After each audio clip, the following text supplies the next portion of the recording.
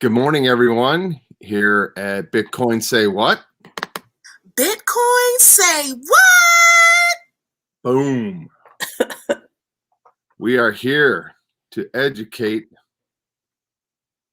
entertain, and show the evolution of Bitcoin, crypto, and the blockchain technology. Well, good morning, everybody. Who would have thought a year ago that we would even know what blockchain meant? Yeah, it's funny because it's we kind of backed into this, so but we're here. Yep. Okay. And if you're here listening to this, you might also be wondering what that is. And so we hope with our show that you guys can learn little tidbits of information so that we can help you understand what's coming. It's like Web 3.0 and a whole new economy and world. And so it's not just about buying Bitcoin. It's so much more. Yep. Really cool.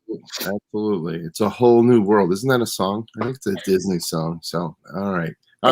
Is it? How do you know Disney song? I don't know why I know it. How does it go? It's a whole new world. You like my song? No, I know it.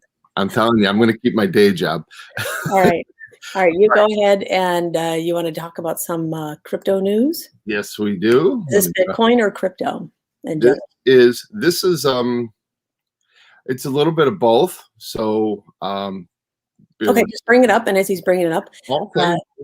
If you guys watch our show and our replays on our YouTube channel, we always have a really cool piece of nature photo behind our pictures, just because love nature. So behind us today is Sedona, Arizona. It's absolutely gorgeous. And here Mark is screen sharing us. And so go ahead, Mark. All right. 64% of U.S. adults are interested in crypto. New survey shows. Okay. All right. Number of U.S. crypto investors is set to almost double in 2021, according to the new survey by Gemini, which is an exchange. Okay. Nearly 2/3 of adults in the United States are interested in learning more about cryptocurrencies like Bitcoin or holding them soon, according to a new survey.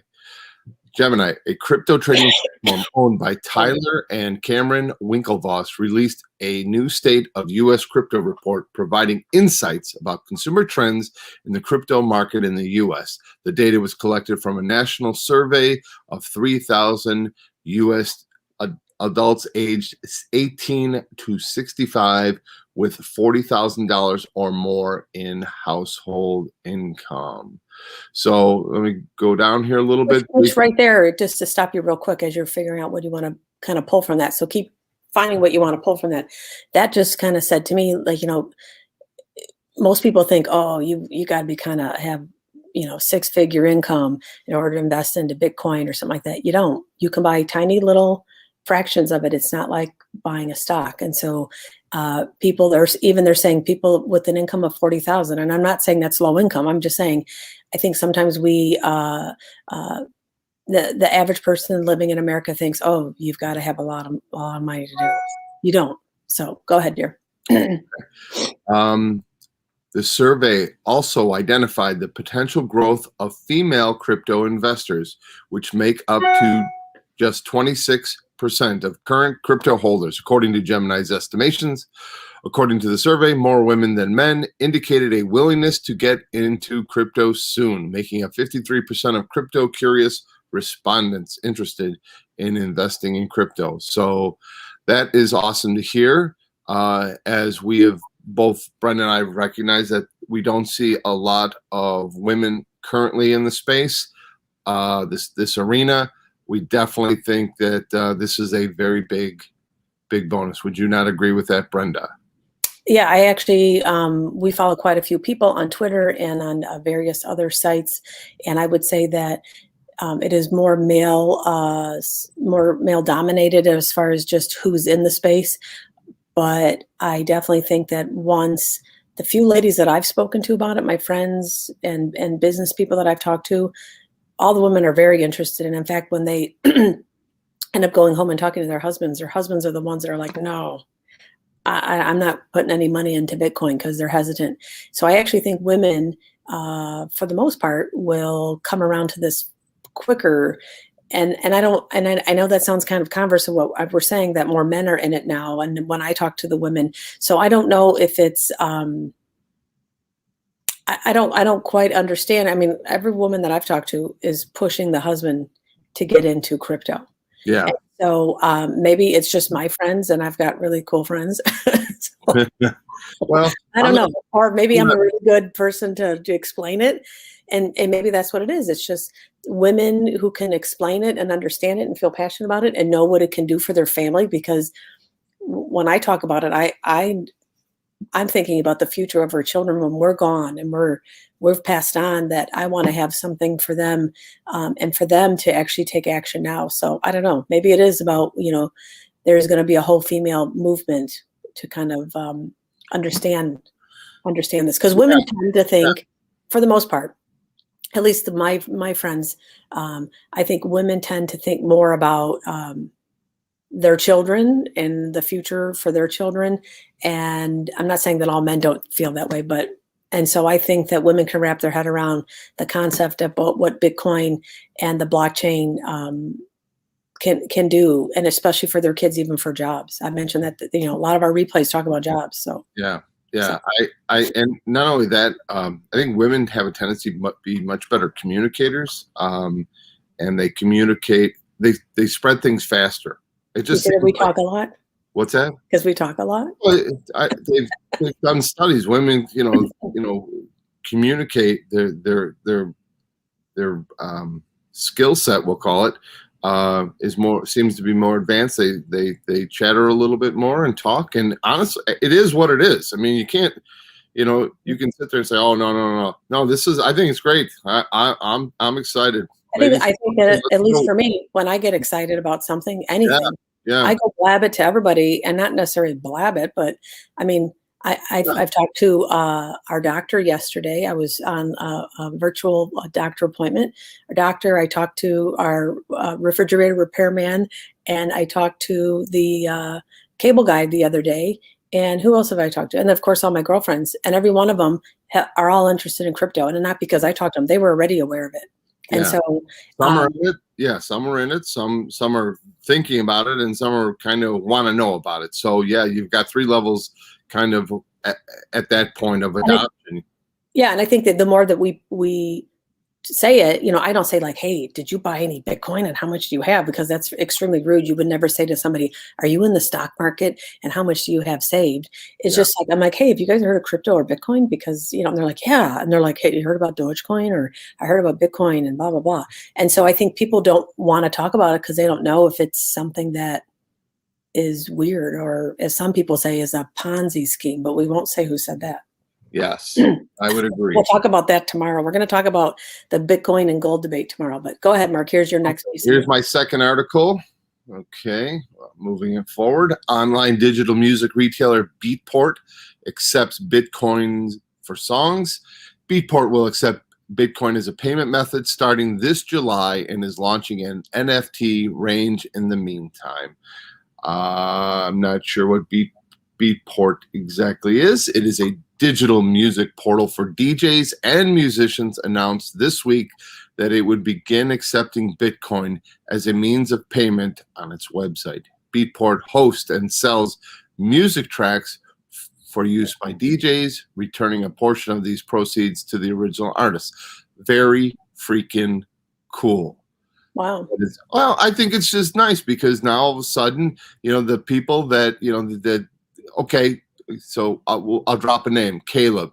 Caleb's done tracks for us. If it's put out there and the track that we've used on some of our other stuff, he can get money back on it, not just from us, but say somebody else decides to use it. I think that's very cool. I think this really opens up so many opportunities for the creative aspect, and we have a few sons that are in this arena that I think that's really great. I think it really starts to open up avenues for the average guy and gal out there that are they're creating either music or movies, some sort of art that they're creating.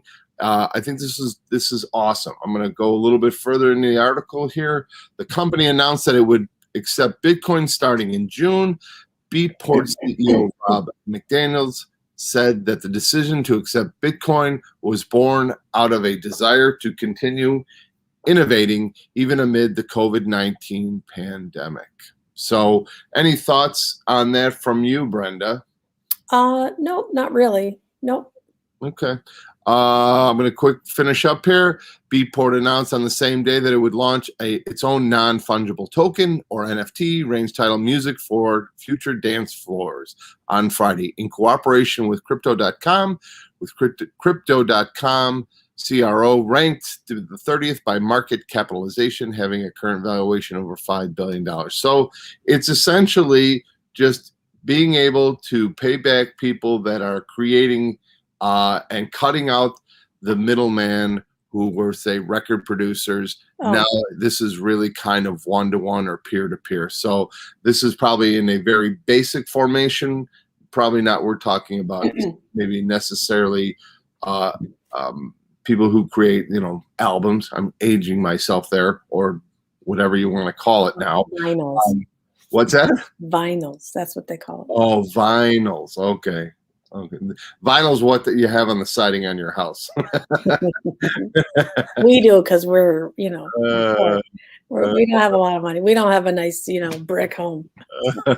Anyway. Hey, vinyl's awesome, man. I don't care if it's on your house or on your record player, as the kids say. All right. Well, I'm going to share something, a video here. It is Robert Kiyosaki is interviewing Robert Breedlove, and I shared some stuff from this interview. This was a different interview. This is a very recent one, and he's going to be talking about price predictions for Bitcoin on 2031. So let's see. Let me get that going for you guys.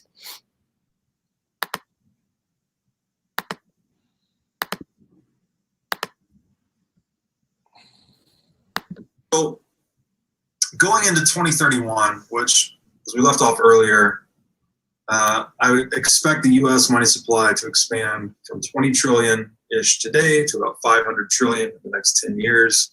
I expect global M2 to expand roughly 12x, from around 100 trillion to about 1,250 trillion, 1.25 quadrillion.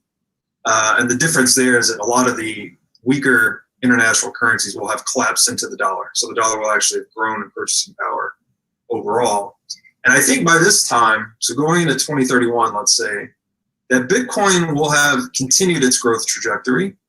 It will have played out another one of these price cycles. Possibly its price cycle will have broken and it just gone into a long, slow grind upwards as people realize it's a game of accumulation. And I think Bitcoin by this time will have reached about 20% of global purchasing power. So this would imply Bitcoin's market cap in 2031 dollars to be about $250 trillion. So that's about 1/5 of global M2 stored in Bitcoin. Now, accounting for inflation, that means Bitcoin's market cap in today's dollars would be about 20 trillion. So in 2031 dollars, and this is a very bright line to distinguish, I think Bitcoin by the year 2031 will be north of $12.5 million per Bitcoin. Jesus. But $12.5 million per coin? $12.5 million, but adjusting for inflation, it will only feel like north of $1 million per Bitcoin in 2021 dollars, because the dollar will have lost so much of its value by then. $12.5 million will spin like $1 million. All right. Wow, that's exciting. But you know what? You can't, I mean, who's to say if he's wrong? This is just a prediction. Sure. But it's something to know that the way that I felt when I listened to that, and I'll share in the show notes the link for this full interview, because it was over an hour interview. And this just happened, I think, yesterday. It was a live interview. And it's worth the full watch. I'm just giving you a snippet of what I thought was interesting. And it's something you and I talked about this when I listened to it yesterday. And I said to you, gosh, if, you think, wow, $12.5 million. and if we can accumulate one Bitcoin, wouldn't that be nice, hon? We would have $12.5 million in 10 years in one Bitcoin. And then you think, like, we've arrived, we've got 12.5 million. And then it's like, oh, but it's only going to be worth, really, in today's dollars, 1 million because of the hyperinflation we're probably going to go into. And then it's like, wow, if you don't get on, didn't I say this to you yesterday? Like, if people don't get on into crypto, because this is such a new and emerging investment and economy, the ones who are afraid to get on it, I think, will be left behind. Maybe something else will come in the stock market. Maybe there'll be ETFs. Is that what they're called? ETFs? Yeah. Maybe people will make a lot of money in ETFs. I'm not a big fan, and I know you're not a big fan of ETFs because it's just the paper version of the real crypto, but so be it. Do whatever you need to do for your family. Okay. Absolutely. So, whatever you're comfortable with, some people make a decision to move in this neighborhood. Some have a job. I'm not condemning you, but I'm just saying I feel that if people don't realize this is happening, they're going to be left behind. And I really feel bad for people who don't invest. And if the children, like if our sons don't invest in this, then, at least we'll hopefully have something, to leave for them. But I mean, if this really does happen, I don't know how I don't know. That just, the whole inflation thing scares me. It's hard to wrap your head around, the rate of years. Yeah. Okay. So 10 years, let's go back 10 years. Okay. So what was that? 2011. What was the world like 10 years ago? Stop and think about that. Yeah. We were coming out of the 2008 housing crisis. The world seemed 10 years seems like forever, doesn't it? It just, but I just can't imagine what he's saying. And then, so I don't know. I'm just saying, really start looking into this whole sphere that we're talking about. And again, this is just one guy's opinion. Other people have said the prediction in 10 years is going to be even higher than that for one coin. They could all be wrong. I don't know. We could be wrong. They can be totally wrong. I think on current trajectory of the amount of printing and spending that's going on, obviously you can kind of aggregate that out and look at where it's going to go and make some assumptions. So it always hurts the lowest of the lowest people on the financial totem pole. Right. And there's people who put everything they have into Bitcoin and altcoins. Okay. There's some people who just put 10% allocation. Some people just put 5%. Yeah. Do whatever you think you need. Again, this isn't financial advice, but it might be something that, dabble in it. I don't know, because you don't want to miss this opportunity if this is his price prediction and if he's remotely close, or it could be even worth more. I don't know. I would just say 10 years. Yeah. So you got 10 years to, if in his prediction, just think of where you'll be at in 10 years. Right. So I'm going to share a tiny bit more about, and this part is, Robert Kiyosaki asks him, but could another coin come along and replace Bitcoin? And so then everybody who invested into Bitcoin are going to feel foolish because something else is going to come. I think they use the example, and I don't know if this part of the conversation is shown. There was. There's always a company that comes after the original company, and then sometimes it seems like the second company supersedes the original company that came forth with the idea. And so Kiyosaki says, well, couldn't something come and replace Bitcoin that's better and stronger? Because Bitcoin kind of paved the way, but then something surpasses it. And so this is his answer to that.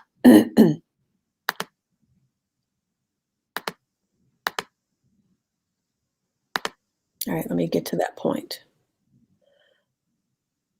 And again, I'll give you the full show notes so you can listen to the whole thing. I don't really know. Oh, we're going to get an ad. Couldn't somebody just create their own coin? I'm sorry, guys. Scott, nice birdhouses. Coins. So, aren't they going to? And they do. There's thousands of them out there. Because if you're trying to compete with Bitcoin directly as money, and it has perfected those 5 properties of money, there's essentially no design space left to introduce a feature that could disrupt Bitcoin. And if there was, so first of all, Wow. You're saying it, old Satoshi or whoever he was locked it up tight? well, once you digitize money, money's an informational instrument. It gains all of these advantages, and the services it offers become, as good as we can create. So are you saying it automatically gets stronger? Well, here's the thing. Assuming even if these guys are the next Einstein and they've figured out something else that money needs that none of us knew it needed, should they go into the market, they sell this coin, it starts to have some success. Bitcoin is still adaptive. It's open source technology. So if there's a feature they've developed that makes money better, which we don't know of one, again, Bitcoin can absorb that feature set. It's open source technology. It resists harmful changes, but it can absorb useful changes, let's say. So this further insulates it. So it's adaptable, it's flexible, it'll change. So that should give people, I think, some confidence investing into Bitcoin. And you and I, for the most part, that is our safest form of investment that we have as far as in crypto. And so that just further insulates, any sort of thing that we could possibly question, like, oh, something else could come along. A lot of people actually not only invest into Bitcoin, but some people go into altcoins just as a quicker way to make a quicker amount of profits.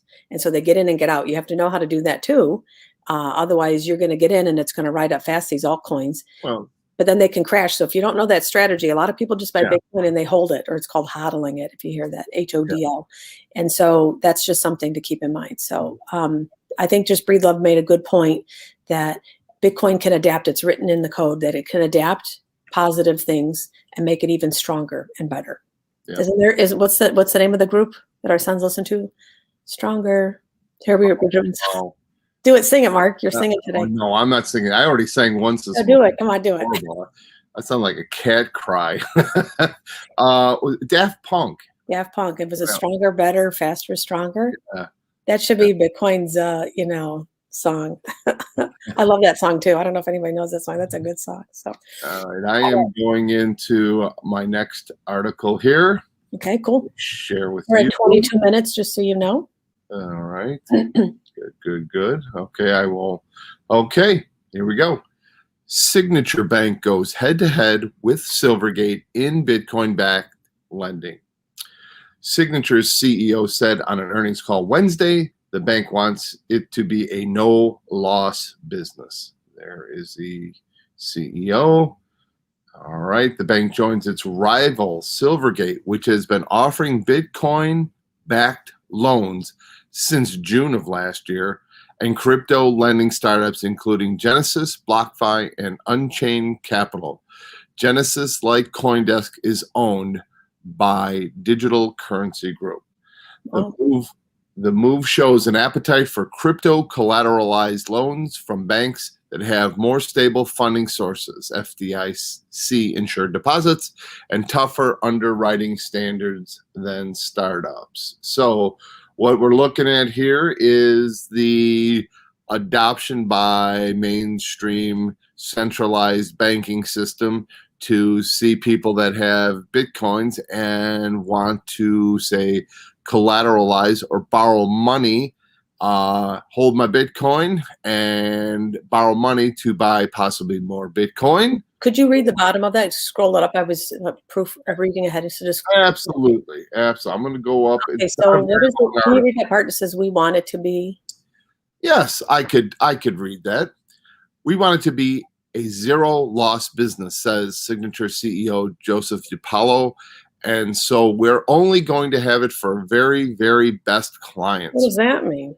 I don't know. I don't know. Keep going. I've never underwritten to death, have deep discounts and quality custodians. Yeah. I wonder what it means by the very, very best clients. Yeah, we're going to underwrite it to death. Wow.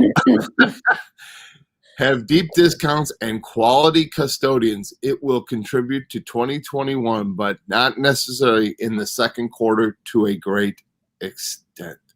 So I guess the question is, who's their very, very best clients? I wonder. Yeah. It's interesting. So I I wonder if guess that means, they're super wealthy, I'm assuming. It'll be interesting. So Well- again, as you and I talk, as just we kind of tag ourselves as just the average Joe American couple from the Midwest. We're just the average couple. And so even if Signature Bank, this is awesome news that they're doing this, okay? But if they're very, very best clients, and we've even heard, is it Grayscale? Are they only offering to sell like Bitcoin ETFs or something to people who have 500,000? Well, I think you have to be, if I'm not mistaken, we would have to look this up. So let's make sure we get this information correct. It's basically accredited investors, and accredited investor technically is a person who has a net worth of I think over north of $1 million and or earns over $250,000 a year. So Right. I actually thought Grayscale was higher than that. I could be wrong, but so I'm just saying, as the average American couple, and maybe this is kind of the people that we're trying to appeal to, and even other people. It's just realize that there might be initially these banks and investment firms might be only going after the super wealthy people to invest their money because they figured, the average people don't have much, so let's not go to. Well, so do your due diligence and realize you can get into the crypto investment area on your own. And so, and again, this isn't financial advice. I'm just saying you don't have to be left out of this movement of investing early and getting in early. You don't have to be left out just because you feel like you've got to have a giant pile of money to put into. So yeah, absolutely. And people that do have money have resources, and obviously it's a try. It's like I'm gonna throw something back at you. It's like in high school. Everybody. When the local dude was having a party, everybody, hey, bring. Whoever was heard about it showed up. So it's just kind of like that. It's does it relate? I don't know. It's just, hey, it's like a party. Everybody, hey, come on down. I don't care who you are. Come on. We want you to. Hey, it's a party. It's a good time. So this is kind of, at least my view is like, hey, this is the way things are going. So awesome. All right, well, we're going on the TradingView party right now. So again, this is tradingview.com. And yesterday we talked about this. Again, just trying to show you that you can get on a free site called tradingview.com, get a free account. There's paid versions, but for now, just get that and, pull it up. And then we talked about you go over here on the left-hand side and you put in BTC USD, and then you drop it in, and then you'll get this. And make sure you're on the day chart. So here we go. We're going to kind of go from yesterday's little bit of information I shared. Go back to yesterday's video, watch the replay to understand where we're at. So now we're going to go in here and drop in the MACD. And let's look at what's happening today. So here we go. We have Bitcoin, and then here's the MACD. And again, it's still dropping. If you can see, the orange signal line is over the blue line. I'd like to say that this is I think of it as like a sassy redheaded woman. And if we know the terminology is if someone is a sassy redhead. And so right now she's sassy. And so Bitcoin is dropping right now. That's how I teach our son how to kind of remember this. It's just that, she's just in a sassy mood. And so it's dropping right now. And so we're kind of going down, but then if you stretch this out, the MACD line might be kind of curving here. So all of a sudden you can see it can just go boop and pop up. Because if you look over here, it was going down, and then all of a sudden it went sideways, and then it went up. So that doesn't mean this is going to keep dropping. Okay, so it's just something to keep an eye on it. As we said yesterday, Bitcoin, dropped yesterday. It's red, and today we're green. So let's see if maybe we're going to kind of turn around. I have no idea what's going on here, but we're going to watch that. So I wanted to also show you that if you wanted to bring up another coin in TradingView, just to show you how you can do this, you're going to go over to this. I think they call this a hamburger or maybe a menu. You come up to the top where you were at, and then you come all the way down here and you say new layout. And then you're going to type in, and I think yesterday let's just type in Litecoin, LTC. So let me go to crypto, click on crypto. Okay. And then LTC USD. And now we have Litecoin in here. All right. And so this is a completely different coin. They kind of consider this, some people tag this as a silver crypto. And now let's drop in the MACD for this one too. And let's see. Okay, so this is a completely different thing that's going on with Litecoin today. And so this is how you can now bring this up. And actually, let me show you how to quick save this. And so over here, if you see where my mouse is, cursor is, it says unnamed. And so let's go to rename. And we're going to put in here LTC. I'm just going to put MACD so you remember, and then you would hit save. So now if you wanted to go to, you could actually have a saved, you would click over here, you would actually have 2 trading charts saved so that if you wanted to quick check them every day, you could instead of going in manually. So now you have this one here. And so right now, Litecoin's doing pretty good right now. It's green. All right. And so you can see right now what's happening here. The red signal crossed, and that was on April 20th. So that was 2 days ago. But it didn't cross and go down. It kind of crossed and went sideways. So if you look at the bottom here where it crossed, and then it's right there. Do you see we just had a really short candle of deep red, and then now that one's light. That light one probably means that the indicators know that it's going to be turning upward. And so chances are that's why today it's turning green. And so it's moving upwards. And so I wouldn't doubt it if tomorrow we come and look at this, if we have a green histogram here showing that it's moving upward. Remember, when it starts going from deep red at the bottom, the histogram, to a lighter pink, that means it's turning upwards. So if you can look over here, it was deep pink, it was light pink down here, and then up here it was turning green, and then the histogram got shorter and shorter, which means it was slowly increasing to green. Okay, so that's Litecoin. Now let's bring in another one. Whoops, sorry, I did that wrong. You go to the hamburger, go over here, go to new layout, and now you can see we have Litecoin MACD.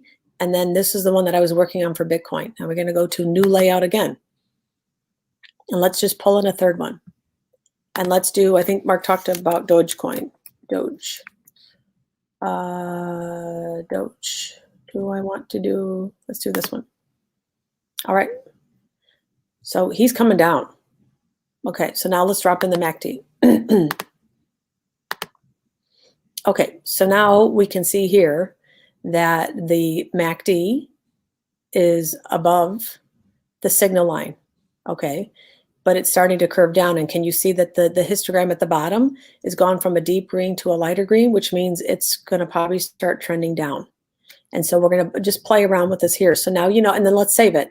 So we go over here, and then we hit rename, and let's put Doge, MACD. Now you have 3 saved. You have 3 save indicators. So now you could just click back and say, let's go back and look at Bitcoin. And then it's going to pull it up. And that's how I would really strongly suggest that this whole weekend you play around with this and then just look at those, drop in the MACD, and start just watching it as the day goes on. Yeah, it's a nice tool. It's a nice tool. You know, again, it's free. You know, if at the base level it's free, you can just, hey, it's a great, you know, get up in the morning as you're going to work before you, you know, go on, say, Twitter or go on any social media account, put it up, boom, you take a look at it, kind of see where the day is going, turn it off. You know, every day, if you spend 2 minutes just kind of looking and educating yourself, you'd be surprised in a year's time how much you're going to learn in a year's time. So I primarily just study Bitcoin because I want to understand that one fully. And just by pulling it up every single day, I have it on a tab on my computer, always open.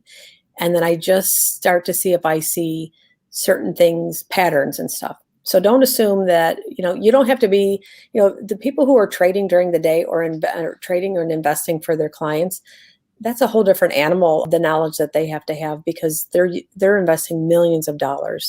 And so I'm just saying, don't underestimate the knowledge that you can get and understanding you can get by studying 1 or 2 coins on a consistent basis. Yeah. Well, let's not assume that we're, you know, stupid. So anyways, all right, so go ahead and share your news, and then I've got some stuff. We're on 35 minutes. Okay. All right. House passes Digital Asset Innovation Act to clarify crypto regulations. All right. let's scroll down. United States House of Representatives on Tuesday passed H.R. 1602, the Eliminate Barriers to Innovation Act. They always got to come up with these names. It's kind of funny if you ask me. Makes them sound important. Yeah. H.R. 1602 was among 6 bipartisan financial service-related bills passed on the House Tuesday. Introduced back in March, the bill seeks to clarify the roles of agencies like the Security Exchange Commission, the FTC, in pricing policing, that's a terrible name, of cryptocurrencies in the United States. This bill also seeks to answer the ongoing debate of whether crypto tokens are securities or commodities. Thing. Okay, so the question is, I can appreciate, maybe I'm just too old and too doggone cynical, but it's like, well, it's about time that you got to this. Okay. Well, but I think if I'm understanding that right, and maybe I don't completely understand some of these phrases, there's crypto coins and there's crypto tokens. And tokens, they mention tokens if they're considered a security or an asset. And so I think securities, they regulate token, and an asset would be like a physical asset, like an investment. So like for our son, our youngest son is a gamer, and he has not yet gaming on the blockchain. And there's actually esports already on the blockchain, just so you guys know. And they win rewards and kind of money with tokens. And so maybe, and there's many tokens also you can earn on other things, not just in gaming things.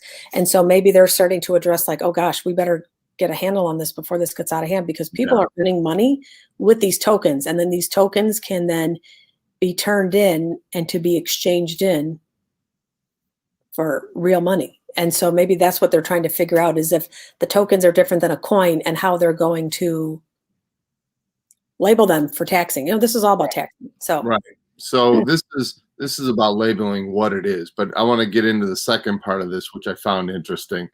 Under the terms of the bill, Congress would have 90 days to establish the working group among participants from the SEC, CFTC, and the private sector. Okay.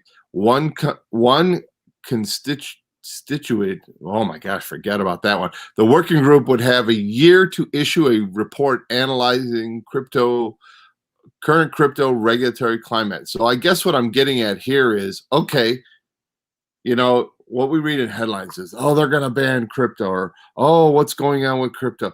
They're just getting started.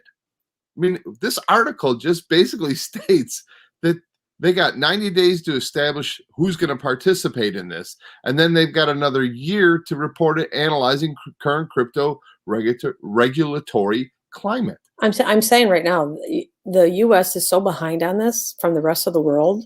The rest of the world, I mean, I know a lot of other regulatory and governmental entities in other countries are still kind of tackling this issue and how they're going to deal with it. But there's other ones that have already, and we're honestly behind. And not to bring up the debate yesterday with Justra and Saylor, but he said, I think at the end of it, like, oh, the United States is leading the way, and they're the ones that are really pushing the crypto thing, and blah blah blah. And it's like, no, we're actually the ones that were the one furthest behind. And crypto is worldwide. This is not just the United States, and like we're the ones doing all this. The rest of the world is so much further ahead with us on that, and so I can't believe. I mean, they move so slow. I mean, this crypto thing it doesn't sleep. And people are doing this, and the blockchain esports games is going on, and people are in tokens, and people are staking, and they're doing. I mean, there's things, guys, that we need to teach you about nodes and running nodes out of your home, and how you can earn money with nodes, and so people don't even know how to tax any of that stuff yet. There's so much that it's mind-boggling. We want to teach all this, but we can't overwhelm you.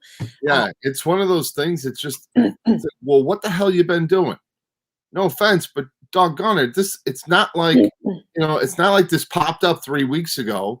It's not like crypto's been, I mean, Bitcoin's been around 12 years now. 12. Yeah. Started. Now I get there's an adoption phase. Maybe they didn't think it was going to take, and now it really is taking. And now that Venmo and PayPal and all these and Visa are all accepting Bitcoin and Litecoin payments, and you can use all that to pay, they're now probably like, oh my gosh. So well, I guess it's the old ostrich sticking its head in the sand. So so even if it was 2, 3, 4 years ago, even the average person may not have heard about it, but you still at some point somewhere on the radar in DC that somebody would have picked up on this and said, okay, we really need to kind of take a much closer look at it. Now we're talking. I feel like they are. It's a constant, in golf terms, hit the ball, drag yourself over, hit the ball again, and they're always behind. They always seem to be behind. So it's just like. At least they're looking at it. Let's look at it that way, and at least they're not. Oh no! So you're being too kind. At least they're not banning it, and so it's a positive step forward. So that's going to take another year committee for that to happen. All right, I'm going to go share. I'm sorry. It's you know what it is because we ran a small business and going to committees and all that just seems so uninviting. I know we don't do that anymore. Yeah. It's not a very a good spend of our time because anytime you're on a committee, it takes about 4 months to get one action step done. Oh, it's horrible. Let's move forward. We're on 40 minutes here, and I want to talk about some really exciting positive news, how global inflation will affect businesses and how they can prepare. So this is just in general that there is an overlying inflation that is hitting us, and people need to start realizing it. I'm not trying to scare you or anything. I'm just saying life happens, and with the pandemic, that is a good launching pad for any inflation to happen. And so it says here, on top of all this, the economy is experiencing inflation with a steady increase in goods and service pricing over time. It devalues units of currency like the USD or the euro, resulting in consequences like a higher cost of living.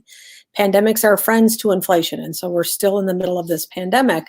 And so it says here, you just need to be realizing that this is starting to happen. And so what I want you guys to start paying attention to prices, start paying attention, and it doesn't affect everybody the same. And so if you are a retired couple and you don't travel too much, then who really cares if gas goes up? I mean, you do care, we all care, and it's irritating looking at gas going up. But if you don't drive around that much and you don't travel that much, then the rise in gas isn't going to affect you too much. Okay. If you are someone who, like Mark, who has to drive on estimates and goes to work all over the Chicagoland area, that will affect our price to our customers because, it's going to cost Mark way more to drive around. Okay. If you have a ton of children still living at home, the rise in food will affect you huge going forward. Because if gas goes up, not if gas goes up, gas has gone up, then your food prices are going to go up because the trucks all have to bring the food to all over the place, flying in and from other countries. And then the trucks have to deliver it to the supermarkets and et cetera. If you have a big family, that's going to affect you. But if you don't have a lot of kids at home, like we just have our one son left here at the house, our other 2 sons have moved out already, the rise in food isn't going to affect us too much. We just have to realize that. So just realize that if you hear inflation's happening and it's all scary, you have to realize how it's going to affect you and then start making strategic moves. So I want to share a couple other things that just were announced, I think just yesterday about this. Let's find, okay, so here's one company that came out yesterday and said CocaCola will raise prices to offset higher commodity costs. First increase since 2018. All right. So if you're not a big pop drinker, Coke, okay, we're in the Midwest, we call it pop.